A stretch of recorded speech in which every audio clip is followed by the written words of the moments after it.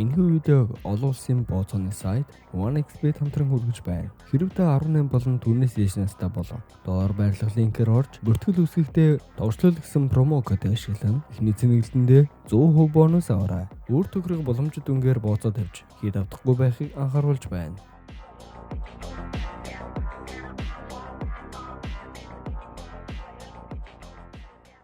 Зэсэн бацхан уу? Энэ удаагийн ярих бол Өмнөд Солонгосын Following гэх нэг сонирхолтой киног ярьж өгөр бэлтлээ. За манай киноны гол дүрийн залуу Жонгук бол салбартаа шилдэг ажилтан үйл хөдлөх хөрөнгийн зуучлагч ажилдаа маш дуртай нэгэн бөгөөд үйлчлүүлэгчдийн урд нь итгэл хүлээлгээд өгсөн түлхүүрүүдээр бусдын гэртэн нуусаар орж амьдралыг нь харах гач хоббитоо нэг нь. Зүгээр ч урьж харахгүй орсон айлбартай эвдэрсэн зүйлийг нь засах ямар нэгэн эд зүйлийг нь дурсгал болгон зураг аваад гэрийнхээ арын нууц өрөөндөө хананд үлгэж тэндээсээ таашаал авдаг нэг нь гач нөхөр юм. Мэдж байна. Хачаа харагдаж байгаа биз? Энэ бол тагнуулын даалгавар. Байгуулгын тагнуул гэх юм уу да? Гэхдээ би ерөөсөө муу юм хийдгүй шүү. Зүгээр л үздэг. Нэгэн өдөр тэрээр хүнсний дэлгүүрт гомн нэгэнгээ хажууд нь байх нэгэн бүсгүй болж хараад түүнийг ям идэж байхдаа веган салаатны зургийг нийтэлж байгаа social od influencer Хан Сораг ямар худлаа ястаа вэ гэдгийг мэдсэний дараа түүнийг сонирхож ажиглаж эхэлдэг. Араас нь дагаж явсаар амьдардаг байрныхан гадаа ирж шуудангийнх нь хайрцагнаас нэр болон хаалганы дугаарыг нь олж мэддэг. Нэрээр нь инстагаас аккаунтын хайж олоод хаана юу хийдэг, хизээ хаашаа явж байгааг нь олж мэдхээр араас нь дагаж судалж эхэлнэ. Нэлээд удаан хугацаанд судалсны эцэст гэртэн нууцаар орохоор хаалганы нууц кодыг нь олж мэдхээр ажиллана. Манай хүн ч ажилдаа төгсөрцөн. Гаднаас хүмүүс ирэхэд зүгээр л хогоо асгаж байгаа мэт жүжиглээд зүрнэ.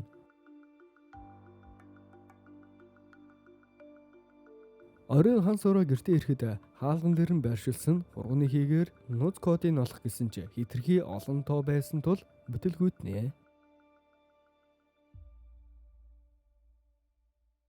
Нэгэн өдөр Хан Сороо түүний ажил дээр өөрийн биеэр ирнэ.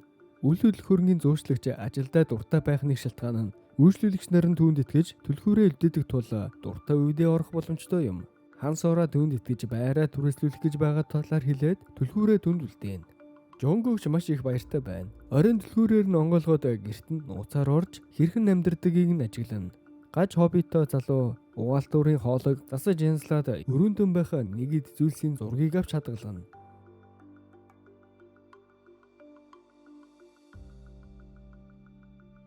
Нэг өдөр Жонгук гэрт нь очиход Сорог буудан дээрээ өгсөн байхыг олж харав. Айд цочрсон Жонгук маш их сандарч өөрөөс нь өөр гэж байхгүй тул шууд л гараад явна. Гач хоббигоос болоод амьдралаас өөрүүлж байгаа нь энэ. Гинэт мэрэгэн санаа орж ирсэн нь Хан Сороо руу мессеж бичээд уулзах боломжтой юу? Үйлчлүүлэгч байрыг нь үсгээр болсон гэд холбогдож чадахгүй байгаа мэт мессеж биччихэд байрыг нь үсгээр хэлцэж байсан хосууд руу холбогдож одоо ирээд үзэж болно гэд хаягийг нь өгч тэдэнтэй уулзна. Байрыг үсгээр орж ирэхэд үйлчлүүлэгч ойрлоо. Юу болов гэд араас нь ирэхэд үйлчлүүлэгч хосууд байрыг маш цэвэрхэн боломжийн гой байр байна гэж уулгалдан ярилцсан. Жонгук ч цогцос байхгүй ямар ч цусны ул мөр байхгүй байгаад маш их гайхаж алуурчныг өөрийг нь харсан байх вэ гэж айж эхэллээ. Дүр солигдож цагдаагийн мөрдөн байцаах хэлсэн офицер Гёнжу түүний хариуцж байсан хэргийг нь өөр баг авах болсон тул даргадаа ууртаа байна. Энэ үед Жонгук эмэгтэйн өвлийн талаар мэдээ хайсан ч ямар ч мэдээлэл олсонгүй. Удалгүй ажил дээр ирэхэд нь түнд нэг нь улаан дутуу ирсэн байлаа. Нэгэд үздэл энэ чи байсан уу гэх зургастай эмэгтэйн цогцсны зургийг тэр өдөр байрлал орж байгаа Жонгугийн зураг хамт байлаа. Манай хүн ч хийгээгүй хэргийнхээ төлөө айж сандарч эхлэв. Жонгук дуудлага ирсэн нь ээжийн чандрыг хэн нэг нь оролцсон болохыг дуулгаснаар яар нь ирэхэд шилийг нь хаглаад тагийг нь нээсэн байлаа. Хэрэгтнийг хайсан ч масктай байсан тул яг ямар хүн байсныг олж мэдж чадсангүй. Буцаж явхаар машиндаа сууж байтал гинэтэл хүмүүс түүн рүү орилж түүн рүү жолоодлогогүй ачааны машин ирж байгааг сануулснаар азар машинаас гарч ослоос аврагдаж чадна. Хэргийн гэрч болсон тул хэнийг нь өөрийг нь алхахаар энэ бүгдийг төлөвлөсөн байх гэдэгт итгэлтэй байна. Хяналтын камерын шалгахад цэвэрлэгчийн хувцас өмссөн гадны хүн энэ бүхнийг хийсэн болохыг олж мэднэ. Цагдаагийн хилтэстээр нэг нэмэгтэй найзынхаа алга болсон гэж холбогдно. Холбогдож чадахгүй байгаа тул эрен сурвалжилж өгөх талаар найзынхаа бүх хил мэдээллийг өгч сүүл хизээ холбоо барьсан тухайга мэдээллэн. Түүний өгсөн мэдээллийн дагуу оршин суух хаягт нь очиж шалгахаар ирнэ. Хамгийн сүүлд холбоо ирсэн хүн болох Жонгугээс цагдаа нар Хан Сорогийн талаар асууж 19-ний өдөр юу хийж байсныг нэг бүрчлэн асууна. Жонгуг ч юу ч мэдэхгүй гээд тэр өдөр үйлчлүүлэгч байр үсгээр очисон. Гэхдээ Хан Сорогийн утас нь холбогдохгүй байсан тул шууд л яваад утсан. Тэднийд хинч байгаагүй гэдэл мэдэхгүй гэв. Хан Сорогийн түлхүүрийг түүнд байгааг мэдээд очиж шалгахаар явцгаана. Манай хүн ч айж сандарна гаднаас нь ажиглана. Цагдаа нар дотоош орж ирээд шалгахад хинч байхгүй, ямар ч уул мөр олоогүй тул түүнийг магадгүй амралтаар гадагшаа явсан байх гэсэн чи хувцас болон эд зүйлсэн шүүгэндээ байгаа тул аяллаар яваагүй байх гэж тамаглана. Ёнжу туршлагатай мөрдөгч тул сайтар ажиглаж байгаад будин доороос цус олсноор тусгай баг ирж хяналт шалгалтыг хийнэ. Жонгугч өөрийгөө хэргийн буруутан биш гэдгийг батлахын тулд хэргийн жинхэнэ эснийг болохоор ажиллаж эхлэв. Хамт бичлэг хийдэг байсан нэмэгтэй цагдаа дуудлага өгсөн тул түүнийг сэжиглэж стримээс нь гэрийнх нь хаягийг нь авч гэрт нэрж шалгана. Мэдээллийн хэрэгслээр Хан Сороог алга болсон, гэрээс нь цус олсон тул хайж байгаа тухайн мэдээллүүд цацагдж эхлэв. Жонгуг нөгөө хамтрагч ютуберийн гэрт ирж шалгаж байгаад улаан дөгтөй бас хинэгэнтэй чаталсан мессежийг олж харна. Хаягаар нь урд шалгахад Хан Сорогийн фэн бололт нэг гаж нөхөр түүнийг хаасайгүй дагаж ойтсон газар бүрт нь яг л ижилхэн зургнууд авч пост оруулсан байгааг олж мэдээд хэргийн гол эсний талаар сэжвэрүүд олж эхлэв. Жонгуг нууцаар гарч амжнаа. Гэртээ ирэхэд нь үүдний гэрэл нь асахгүй байгаад гайхаж гэртэн хэнийг нь орж ирсэн гэж сэжиглэв. Гэнэтэл түүн рүү масктай 2 хүн дайрч алхахыг оролдоно. Тулалдаж байгаад нэгнийх нь маскыг нь автал Хан Сороог дагаад байдаг нөгөө сталкер залуу болохыг олж мэднэ. Манай хүнч гарт зүгтаана цагдаа дуудаж Ёнжутэй хяналтын бичлэгийг шалгасан ч орон байрны хулгайч байх гэж сэжиглэхэд Жонгуг харин түүнийг Хан Сорогийн хэргийг үлдсэн байх гэж таамаглана. Ёнжу түүнээс яхаар Хан Сороог алсан хүмүүс чамайг хөнөөхийг завддаг билээ гэж асууна. Жонгуг харин хамгийн сүүлд холбоо барьсан хүн болохоор тэгсэн байхаа гэв. Камерын бичлэгийг шалгаж дуусаад гэртээ буцаж ирэхэд нь нөгөө сэжиглэж байсан хүн нь Жонгугийн гэрт амиа оруулсан байдалтай байна. Хануундан байх элсийг хагалж улаан дөхтүүлдээсэн байгааг Жонгуг авах гэтэл Ёнжу ирээд юунд ч бити хүрээрээ гээд дөхтөг авч нээхэд Жонгугийн зураг байх бөгөөд Хан Сорогийн гэрлөө орж байгаа зургнууд болон бусад нотлох баримтыг олсноор хүн амны хэргийн мөрдөгч Ёнжу Жонгугийг гэмт хэрэгтэн гэж үзээд бүх нотлох баримттайгаар мөрдөн байцаалтын ажиллагааг эхлүүлнэ. Жонгугч хэргийг би хийгээгүй гэж хэлээд түүний цохиж ухаан алдуулаад зүгтаана. Бүх нотлох баримт түүний эсрэг байгаа тул манай хүн өөрөө л энэ хэргийн жинхэнэ эзнийг болохоор ажиллаж эхлэв. Жонгуг хэргийн сэжигтний гэрээс өөр нэг нотлох баримт олсон нь хамт стрим хийгээд байдаг эмэгтэйн гэрт ирж түүнийг энэ хэргийг мэдэж байгаа гэж таамаглана. Стрим хийж байхад нь шууд орж ирээд л энэ бүхний ард түүнийг байгаа гэж сэжиглэж эхлэв. Гэсэн ч нөгөө амиа хорлсон сталкер түүн рүү байнга чат бичээд уулзъя гэдэг 50 байлгахгүй байсан тул Хан Сорогийн хаягийг өгч түүнтэй холбож өгсөн байна. Ингээд л нөгөө сталкер нөхөр Хан Сороог дагаж эхэлсэн байна. Цагдаагийн газрын гадаа Ёнжу дээр нэгэн үл таних эмэгтэй ирсэн нь Хан Сорогийн төрсөн нэгч байлаа.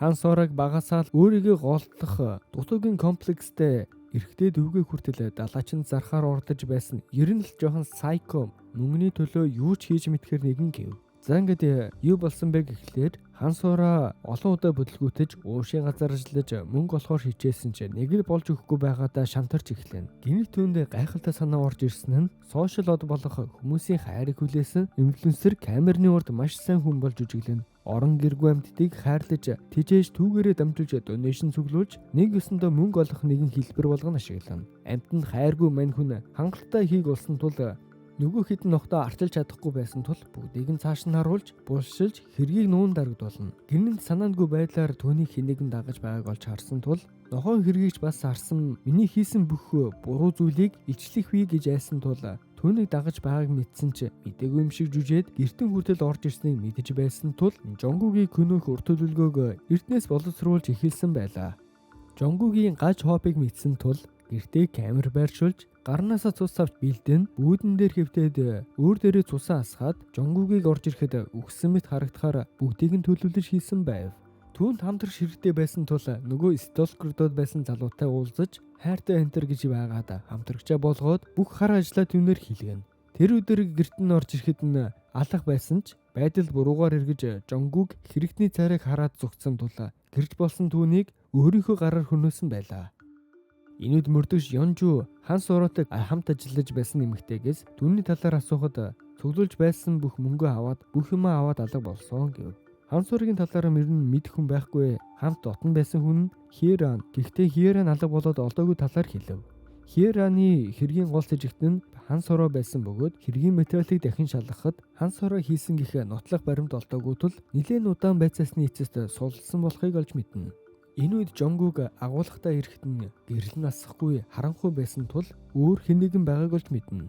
Гэнэ түн рүү үл мэдэх хүн дайрсан нь хан сураа өхөөгүй өөрөө байдیں۔ Хутгаар өөрийгөө зүсэж бас хөлөө гинжилсэн байлаа. Түүнийг алхаар дайрахт нь Жонгуг өөрийгөө хамгаалсан ч хан сураа туслаараа гэд тусламж гуйж урлаа. Цагдаа нарт дуудлага өгсөн гэд агуулгыг шалгаж байгаад түүний урилгыг сонсоод орж ирэхэд нөхцөл байдал Жонгуг хан сурааг хүлж алхахыг оролдож байна гэж ойлгогдохоор байлаа. Жонгугч арын халаар яарн гүйж гарна машиндаа сууж зүгтаана.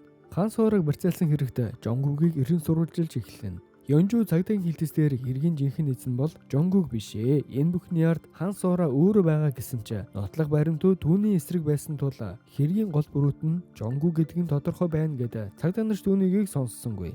Энэ хооронд Жонгуг нөгөө гач хоббиныхоо талаар бичиж хэргийг би юулдэггүй. Би зүгээр л тэр өдөр гертэн нууцаар орсноос болоод хэргийн сэжигт болчихсон гэд уулзаж бүхнийг тайлбарлахыг хүсв. Ёнжуч түүний хэлсэн газар ирж Жонгугтэй уулзна. Дүр солигдож мөрдөгч Ёнжу хан сурааг гертний хүргэж ирэхэд нь улаан төгтөө үлдээсэн байв. Сороо зурсыг нээж үзтэл бүүдэн дээр хэвдэж байгаа зургийг гараар зурж бас түнд хаяг өгсөн байв.